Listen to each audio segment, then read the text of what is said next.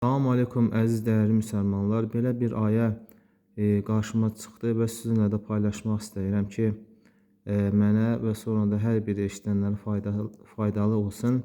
Hansı ki, Əl-İmran surəsinin 30-cu ayəsində Allah Subhanahu buyurur ki, "Yevmə təcidu kullu nəfsin mə amilət min xeyr muhtara." Yəni deyir, o gün, yəni qiyamət günü, yəni haqq hesab günü hər kəs etdiyi xeyirli əməli, yəni salih əməlləri qarşısında hazır görəcək. O cümlədən də və mə amilət min su'un. O gündə hər kəs etdiyi salih əməllər və etdiyi pis əməlləri və günahları qarşısında görəcəkdir. Təvaddu ləv ənə beynəhə və beynəhu əmədən bəidə. Yəni onunla öz günahları arasında uzaq məsafə olmasını istəyəcəkdir. Və yuhəzzirukumullahu nəfsə. Allah sizi özündən çəkindirir. Vallahu raufun bil ibad. Allah bəndələrinə qarşı şəfqətlidir. Yəni muhtara sözü, yəni o gün hər kəs etdiyi yaxşı əməlləri, etdiyi pis əməlləri qarşısında hazır görəcək, qarşısında. Muhtara müşahidən fi suhufil əməli.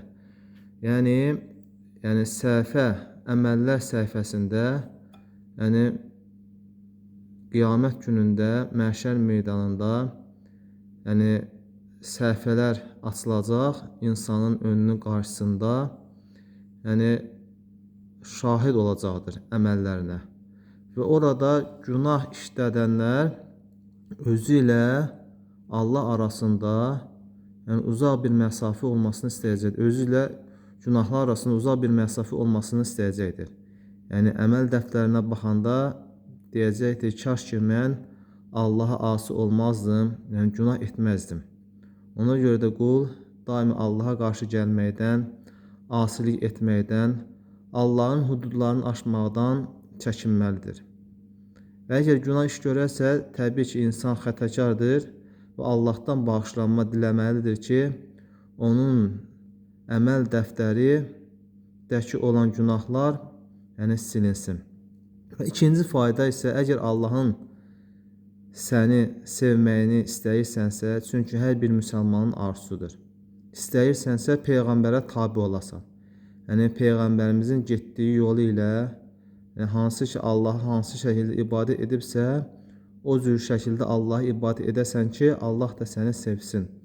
Necə Allah Subhanahu buyurur ki, qul de, in kuntum tuhibbunəllaha de, əgər Allahı sevirsinizsə, fəttəbi'uni, yəni mənə tabi olun, yəni Peyğəmbərə s.ə.və tabi olun ki, yuhbibkumullah, Allah da sevsin sizi və yəğfir ləkum zunubəkum. Və yəğfir ləkum zunubəkum, sizin günahlarınızı bağışlasın.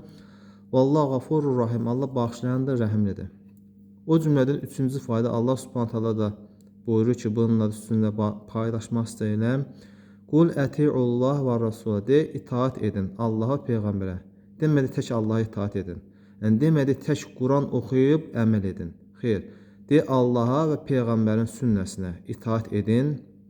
Fə in təvalləv, əgər üz döndərsəniz, yəni Allahın və Rasulunun sünnəsindən üz döndərsəniz, fə innallaha la yuhibbul kafirin, şübhəsiz ki, Allah kafirləri sevməz. Ona görə də bu ayə dəlildir ki, Allahın və Rasulunun ayələrini, o cümlədən hədislərini inkar edənlər, Allahın, Rəsulunun hədislərinə iman gətirməyənlər, onları lağlağaya qoyanlar, onlar Allah Subhanahu bu ayəsinə, yəni Allah kafirləri sevməz ayəsinə daxil olar. Allah Subhanahu bizi Quran-Kərimə, Peyğəmbərin sünnəsinə tabi olan və əməl edən qullarını etsin. Selamun aleyküm və rəhmətullah.